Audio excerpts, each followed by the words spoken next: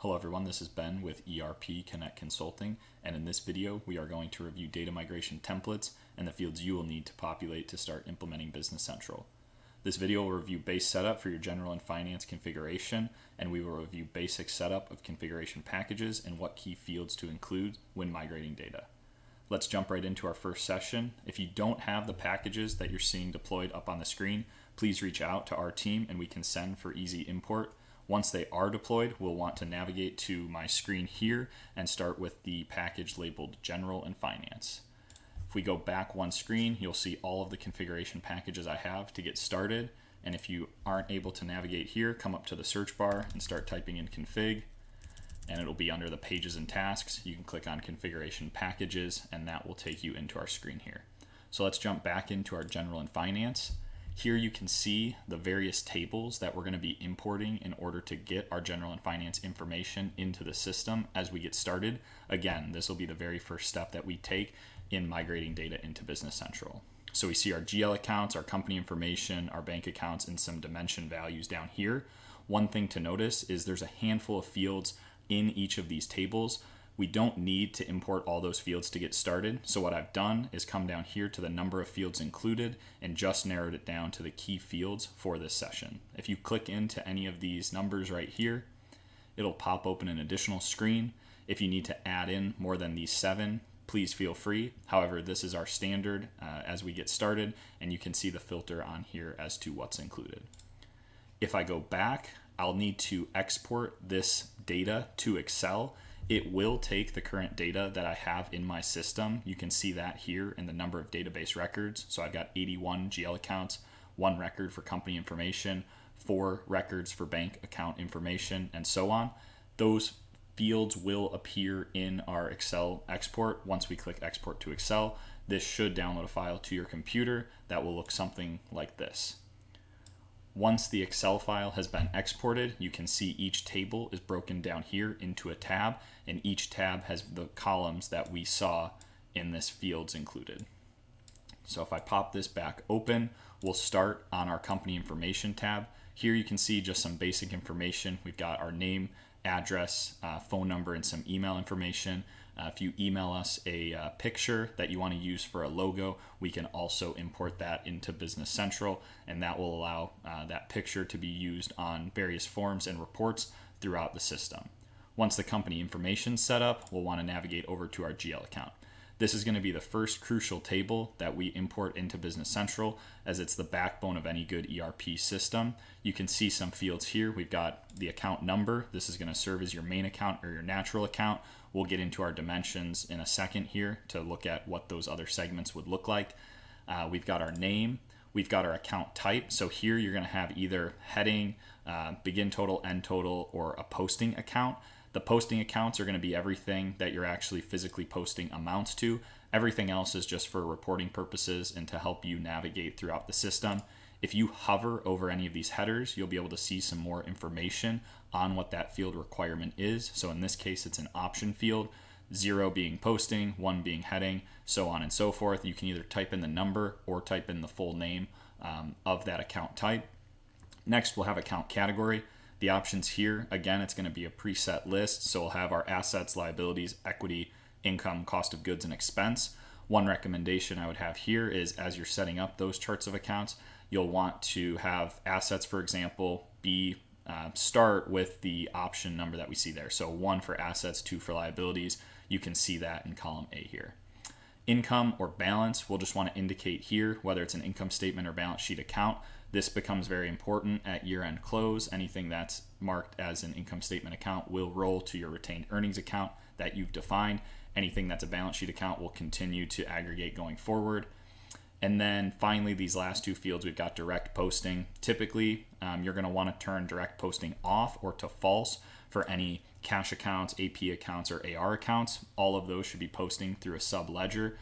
We'll get into the bank accounts here in a second, but that's kind of the general rule around direct posting. And then totaling, if we have any totaling accounts down here, for example, total assets, you'll just want to use the beginning of the range to the end of the range that you want to total and put that in column G here. If it's not a totaling account, you can simply leave that field blank. Next, we'll go into our bank accounts. On the bank account, I have a few examples here. Again, you're going to want to put a key field in there, which is the number. You can use alphanumeric here. So in this case, I've got a few of my bank accounts outlined.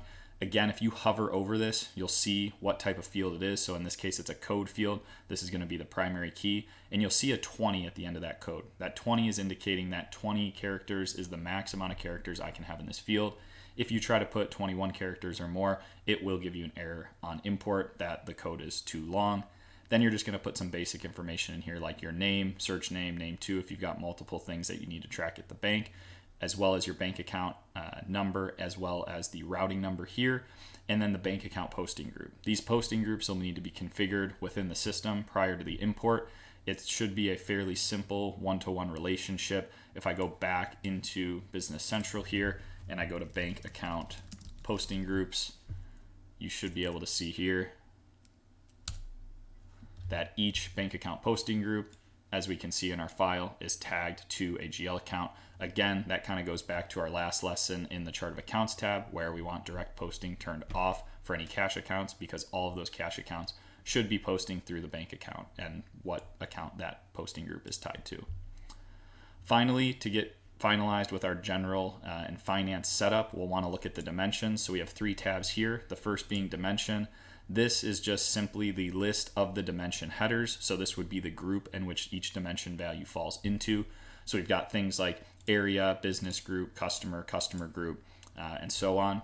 Each of these will then be further defined in the dimension values. So if we look at the dimension values, keep one of these in mind, maybe the area, for example. So we can see area here in the dimension. Again, that's the group. When we go into our dimension value, column A will be the dimension code it comes from. So again, area, and then the code would be the actual dimension value that it falls under, as well as the name. If we go into our dimension setup here in Business Central, we can see that the layout is very similar. If I come into the area here and I click dimension values, you can see the values here. So we've got 30, 40, 50, 70, and 80, 30, 40, 50, 70, and 80. Similar to how we saw in the chart of accounts, if you'd like to add totaling accounts in as well, you can build some totaling into the dimensions here. I don't have that in the import, but you can add those either to the import or after the fact directly in Business Central. Finally, we have default dimensions. So things like customers, vendors, chart of accounts, items, and so on can have default dimensions tagged to them. In column A, you'd list the table that needs to be tagged. We've got table 18 and 23. These are customer and vendor tables. In the number column, you'd put in the customer or vendor number, depending on what table you want, what the dimension code is, and then what value it needs to default to. We also have some options within the value posting here. So we have code mandatory. Essentially, code mandatory is going to require that a code is tagged every time this customer is transacted against.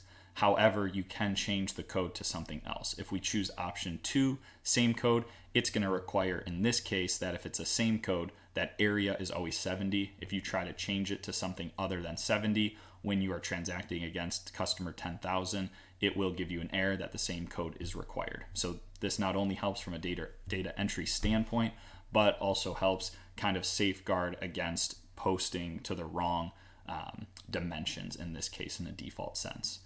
So as we get started, these are kind of the things that we're going to need to populate. Once you have your sheet populated, you can save this down to a folder on your desktop, and then we would come back to the configuration package, import the file from Excel. Once the file is imported, we can go ahead and apply that package, and once the package is applied, we should be done with the general and finance setup and can move on to our next configuration package, which we'll talk about in the next session, which is sales and AR. Thanks for joining our session today, and if there's any other questions on getting started with Business Central and the general and finance configuration packages, please feel free to reach out to our team at any time. Thank you.